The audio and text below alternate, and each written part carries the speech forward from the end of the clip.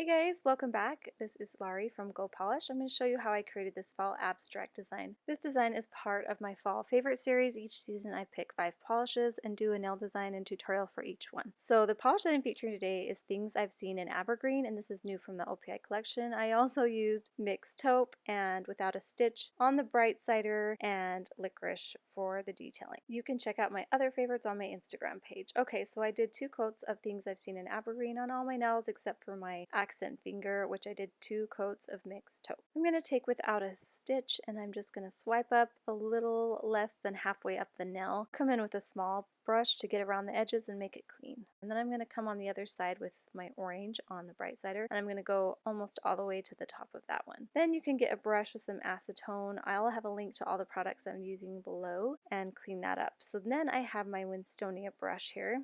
So as I mentioned before, I'm going to come in with this brush and just clean up some of those areas. That way, when you're painting on with the brush, you don't have to worry about it getting all over your skin. You can come back in and smooth things out and touch up any areas that got missed with your smaller brush. Once that has dried, go back and do a second coat on any polishes that need it. And then when the orange polish has dried, I'm going to come in with my green and do a little swatch up here on the corner. And once again, with your smudge brush and a little bit of acetone, you can clean up any areas that need it. And now I'm just coming back in with the paintbrush to smooth up this line here, and I'm also cleaning up this area here. And I am cleaning my brushes with acetone and drying them off on a towel between each color, just so you guys know. I used to show that in my old tutorials, but I don't in these new ones.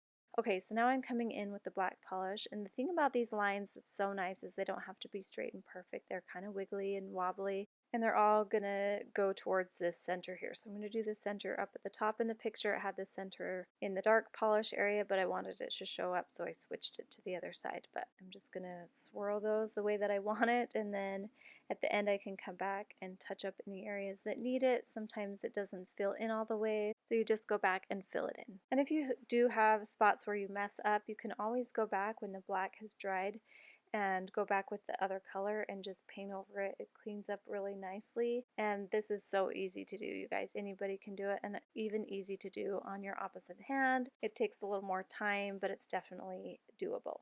And I failed to record the last step, so make sure you go ahead when it's dry completely, because you don't want it to smear. Add that fast dry top coat.